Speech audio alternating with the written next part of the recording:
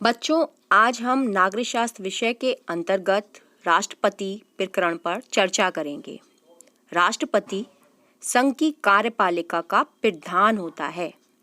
तो पहले हम जानते हैं कि कार्यपालिका क्या होती है। सरकार का वो अंग जो नियमों कानूनों को लागू करता है कार्यपालिका कहलाता है और इसी कार्यपालिका का प्रधान होता है राष्ट्रपति। भारत का राष्ट्रपति प्रथम नागरिक होता है। वो भारत की तीनों सेनाओं का सर्वोच्च सेनापति होता है। समस्त कार्यपालिका शक्तियां राष्ट्रपति को प्राप्त होती हैं, लेकिन वास्तविक शक्तियां प्रधानमंत्री और उसके मंत्रिपरिषद के पास ही होती हैं। अब जानते हैं कि राष्ट्रपति का चुनाव कैसे होता है। राष्ट्रपति का चुनाव एक निर्वाचक मंडल के द्वारा होता है और इसमें सम्मिलित होते हैं सदन के दोनों सदनों के निर्वाचित सदस्य, राज्यों की विधानसभाओं और संघ राज्य क्षेत्रों की विधानसभाओं के निर्वाचित सदस्य। ये दोनों सदस्य मिलकर राष्ट्रपति का चुनाव करते हैं। अब हम जानते हैं कि राष्ट्रपति का कार्यकाल क्या होता है। राष्ट्रपति का कार्यकाल होता है 5 वर्ष, मतलब राष्ट्रपति 5 वर्ष तक काम करता है और उसके बाद फिर से नया चुनाव होता है और नए राष्ट्रपति का निर्वाचन होता है। लेकिन राष्ट्रपति की मृत्यु हो जाने पर या त्यागपत्र देने पर राष्ट्रपति का पद खाली हो जाता है तो उपराष्ट्रपति को ये मिल जाता है कार्य करने के लिए। वो अपना त्यागपत्र उपराष्ट्रपति को देता है। इसके अतिरिक्त यदि राष्ट्रपति संविधान के प्रावधानों का उल्लंघन करे तो उसे संसद द्वारा महाअभियोग की प्रक्रिया से हटाया जा सकता है। इसे हटाने का प्रस्ताव संसद के किसी भी सदन में रखा जा सकता है। अब हम जानते हैं कि राष्ट्रपति पद के लिए योग्यताएं क्या होनी चाहिए। सबसे पहले तो वो भारत का नागरिक हो, उसकी आयु 35 वर्ष हो, वो किसी भी लाभ के पद पर न हो, लोकसभा का सदस्य निर्वाचित होने की योग्यता रखता हो। चलिए अब जानते हैं कि राष्ट्रपति की शक्तियां और कार्य क्या क्या होते हैं। भारत सरकार के समस्त शासन संबंधी कार्य राष्ट्रपति के नाम से किए जाते हैं। राष्ट्रपति की शक्तियां कुछ इस प्रकार हैं। राष्ट्रपति प्रधानमंत्री को नियुक्त करता है, प्रधानमंत्री की सलाह पर अन्य मंत्रियों की नियुक्ति करता है और उनके विभागों का बंटवारा करता है। राष्ट्रपति राज्यपालों, उच्चतम व उच्च न्यायालयों के न्यायाधीशों की नियुक्ति करता है। निर्वाचन आयोग के मुख्य निर्वाचन आयुक्त और अन्य आयुक्तों, जो कि भारत के नियंत्रक एवं महालेखा परीक्षक की नियुक्ति भी राष्ट्रपति ही करता है। कानून बनाने में भी राष्ट्रपति की ही भूमिका होती है।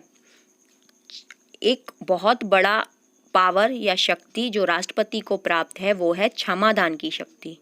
राष्ट्रपति मृत्युदंड या अन्य दंड प्राप्त व्यक्तियों को क्षमा कर सकता है या दंड को कुछ समय के लिए स्थगित एवं परिवर्तित कर सकता है।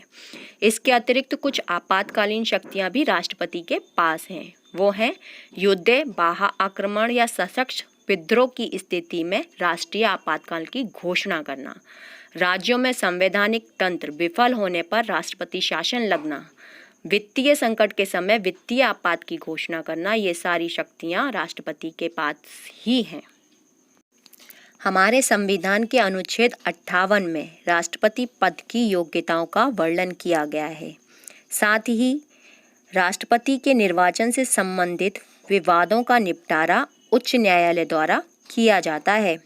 निर्वाचन अवैध घोषित होने पर इसके द्वारा किए गए कार्य अवैध घोषित नहीं होते। राष्ट्रपति का निर्वाचन समानुपातिक प्रतिनिधित्व प्रणाली और एकल संक्रमणीय मत पद्धति के द्वारा ही होता है। और एक अधिकार और है जिसमें राष्ट्रपति 12 सदस्यों को चयनित करके उन्हें चुनता है। राष्ट्रपति की सैलरी 5 लाख रुपये प्रति माह है, जिस पर उसे किसी प्रकार का टैक्स नहीं चुकाना होता। इसके अलावा राष्ट्रपति को कई भत्ते भी मिलते हैं। आवास नई दिल्ली में स्थित राष्ट्रपति भवन होता है, जो भारत के राष्ट्रपति का आधिकारिक निवास स्थान है और इनके पास इस भवन में 340 कमरे हैं। ये बहुत बड़े वर्ग फुट में फैला हुआ है। राष्ट्रपति के कार्यकाल के दौरान उसके वेतन और भत्तों में किसी भी प्रकार की कमी नहीं की जा सकती और राष्ट्रपति के लिए पेंशन भी निर्धारित की गई है। स्वतंत्रता के बाद से अब तक भारत में 14 राष्ट्रपति हो चुके हैं और 15वें राष्ट्रपति के रूप में द्रौपदी मुर्मू भारत की दूसरी महिला राष्ट्रपति बनी हैं, जो कि 25 जुलाई 2022 को भारत की 15वीं राष्ट्रपति चुनी गई। हमारे भारत के प्रथम राष्ट्रपति थे डॉक्टर राजेंद्र प्रसाद, जो लगातार 2 बार राष्ट्रपति निर्वाचित हुए। साथ ही डॉक्टर एस राधाकृष्णन 2 बार उपराष्ट्रपति बने और 1 बार राष्ट्रपति बने।